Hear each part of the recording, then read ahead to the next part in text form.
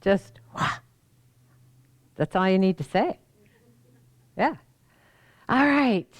Well, it's been said that religion is belief in someone else's experience.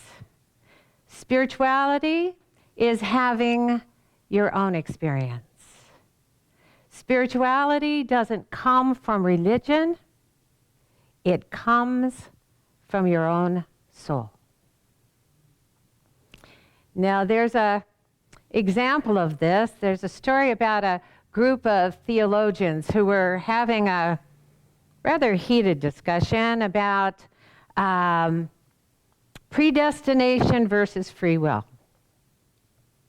And things became so heated that the group broke into two opposing factions, as religion often does. But there was one young man not knowing which to join, so he stood for a moment trying to decide. And at last he joined the predestination group. And so they asked, "Who sent you here?" And he said, "Well, no one sent me.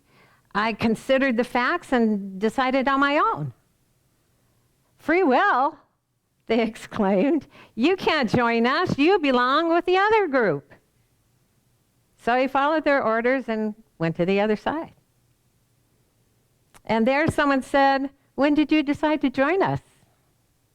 And the young man replied, "Well, I didn't really decide. I was sent here." "Sent here?" they shouted. "You can't join us unless you have decided by your own free will."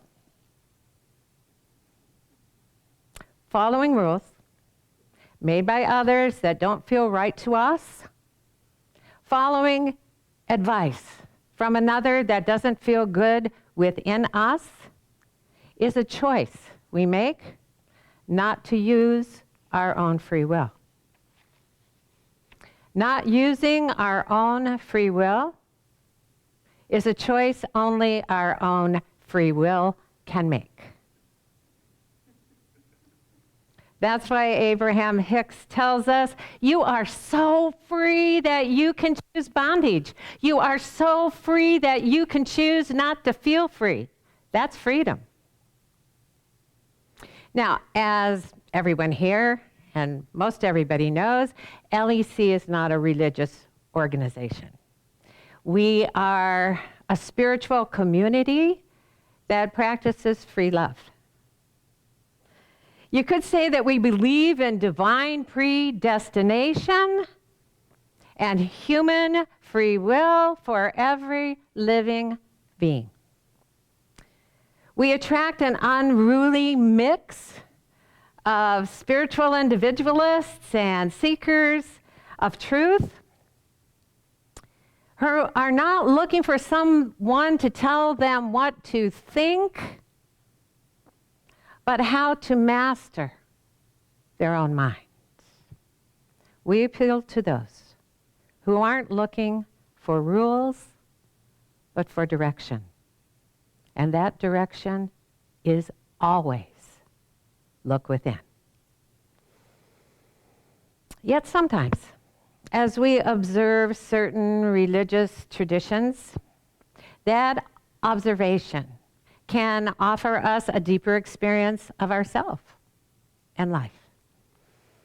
A greater awareness of our own individual freedom and power that comes straight from our soul. For instance, today is Palm Sunday.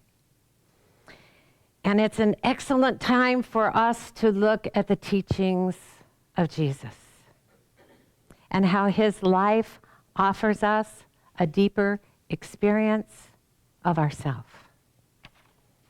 We begin to comprehend his teachings not by studying a Christian religion or memorizing and repeating his words, but by discovering that the Christ in Jesus is the same Christ that is in us. Knowing the Christ in us and experiencing the Christ as us enables us to see the Christ in all others. In the way of the heart, we read that which knows, that which comprehends immediately is the mind of Christ. It recognizes itself in each and every one. Now, Palm Sunday was also and is also called Passion Sunday. And in the Christian tradition, it's the first day of a Holy Week that will end with the resurrection of Christ Jesus on Easter.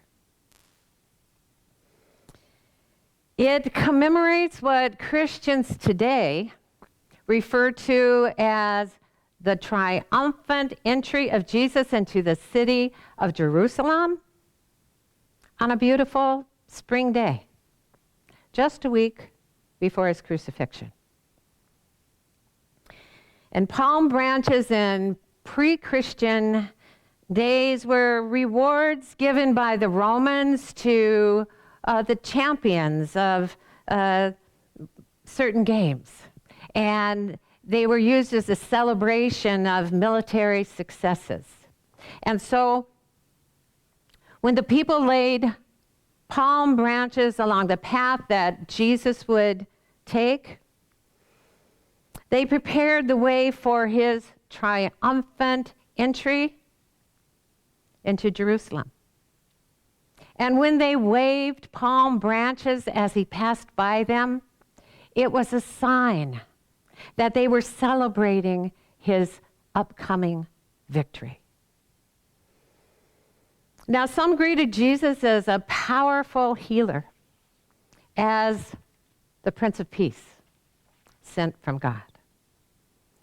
Some greeted him as the hero they believed would save them from the oppression of the Pharisees and restore their freedom.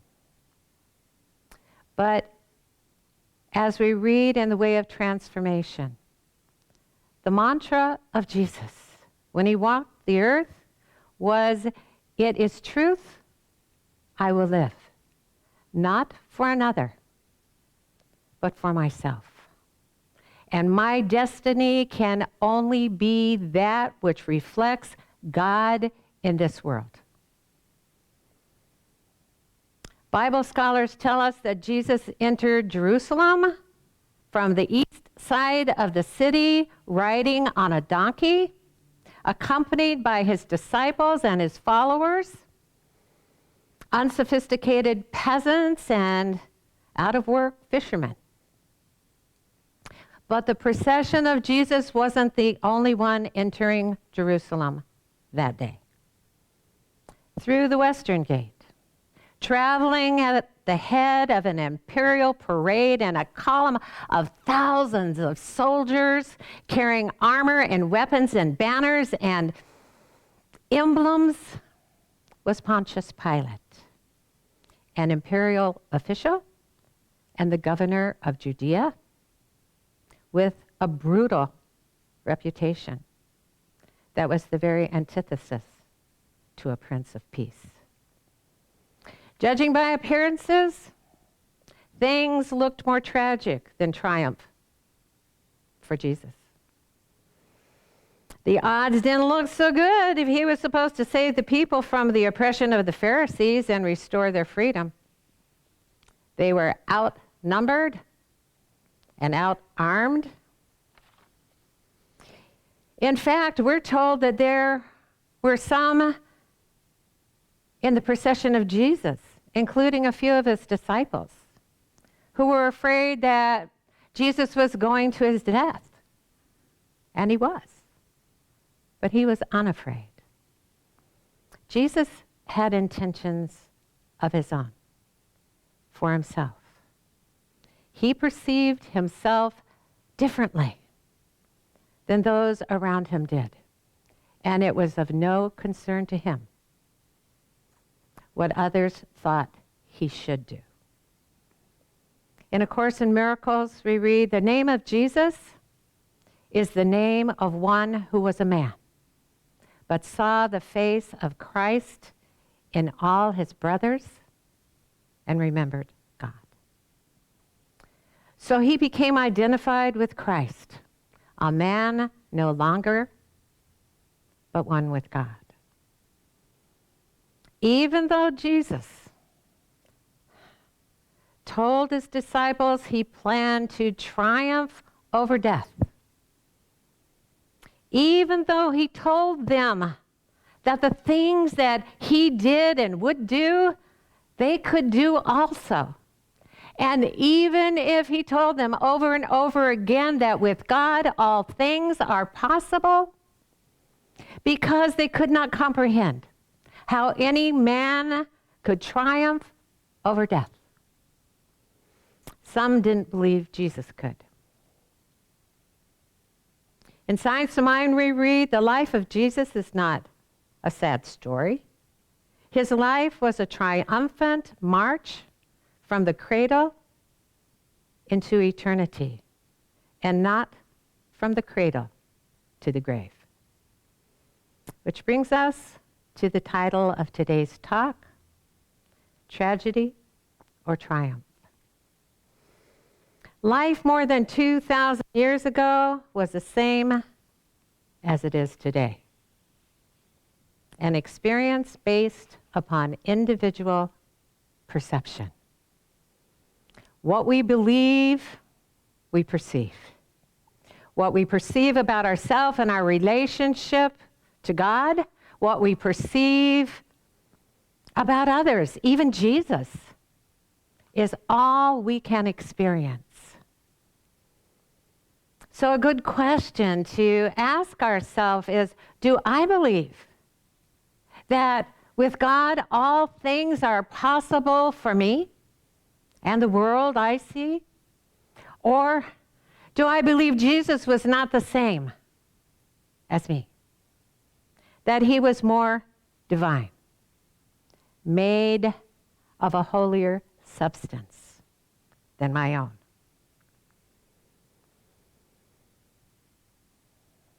That's why we read in The Way of Knowing, I was a prototype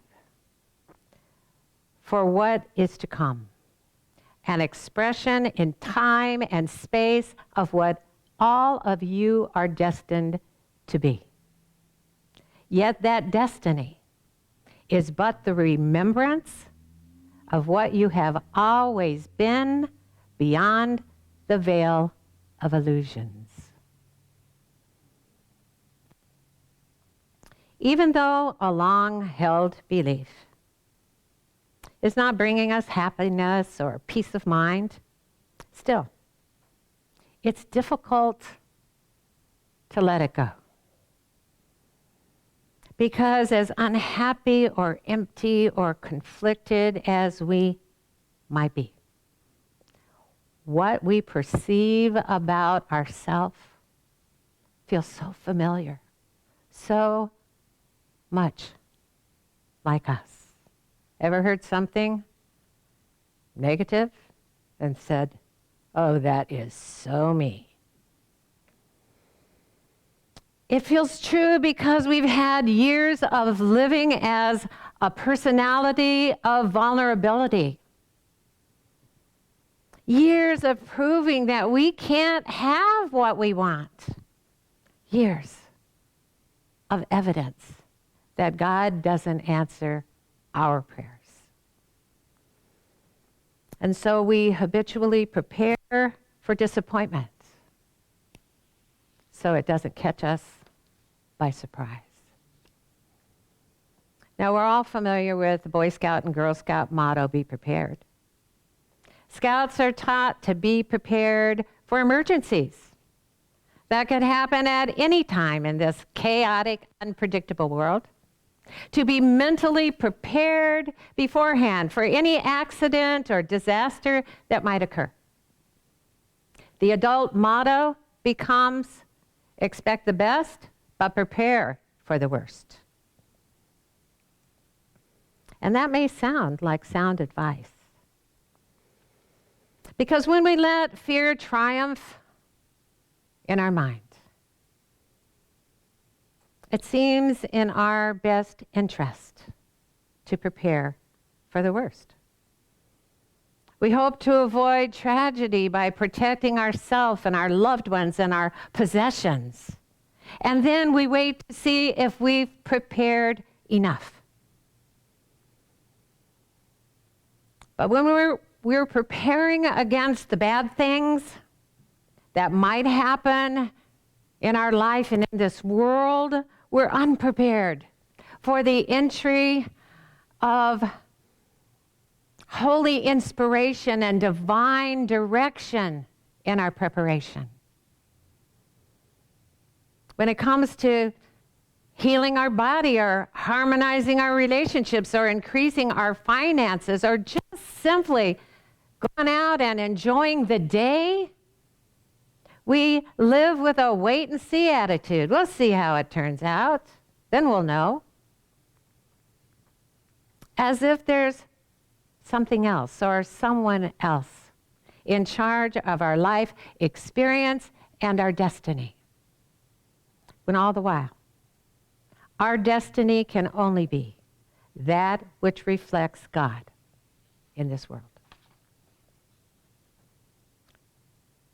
We read in the Way of Knowing, yourself is calling out to be recognized for what it is, an awakened master. The presence of Christ in you that would inform every step, inform every decision, inform the quality of your perception, inform the very nature of your forever expanding, transparent consciousness. What if we were to expect the best and prepare for it? By preparing the way in our mind so that we can experience it. We prepare the way for good to come our way by focusing on thoughts that reflect the goodness of life, by joining in conversations that echo the goodness of life, and through actions that express the goodness of life. Then we comprehend that with God, all things are possible. Then the presence of Christ in us can save us, not by dying in the world for us, but by living in the world through us. By informing our every step and every decision, by informing the quality of our perception and the very nature of our forever expanding holy consciousness. Palm Sunday is the perfect day for us to begin to prepare the way in our mind, for Christ to triumphantly enter into our awareness. The Way of Transformation tells us this is the time in which you can step into the light of the future of your own personal destiny, held in the hands of a perfectly loving Creator that already has a plan for you, or you would not have been birthed. For you are certainly not an accident. Namaste.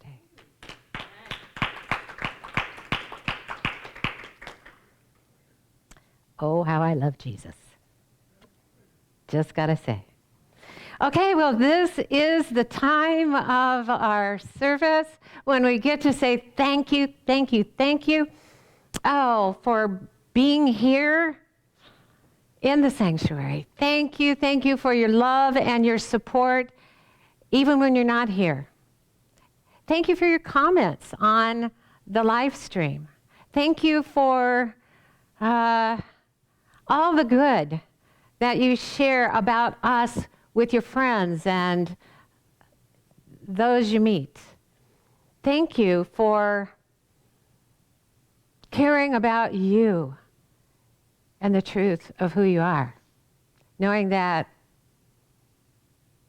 the truth that we speak here is all about that. And thank you for your financial support, because without that, well, I'd be walking around in my bunny slippers at home saying about the same thing I'm saying now. But I'm here, and we're here thanks to your financial support. And if you don't know how to do that, or you've forgotten, or you usually leave to go get another cup of whatever during this time, stick around, because our treasurer, Dr. Jamie Phillips, will tell you how.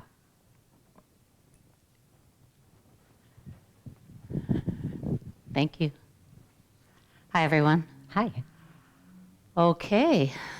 There's several ways that you can contribute to Life Enrichment Center. If you're here in the sanctuary, we're going to do an offertory in a couple minutes.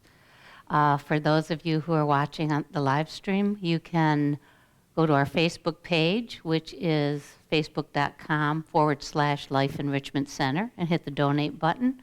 You can go to our website, lecflint.com, and find the donate or find the contribute button and press that and donate that way. You can do PayPal. Our PayPal email is 2512, lec2512@gmail.com. And you can pay by PayPal or check. We always love checks. Life Enrichment Center, 2512 South Dye Road, Flint, Michigan, 48532. Okay. And while we take the offertory in the sanctuary and have our gratitude receiver, Janice, come on up, we're going to listen to our own team, Marcia Allen, Jason Phillips, and Larry Manderville, doing Grateful. Thank you.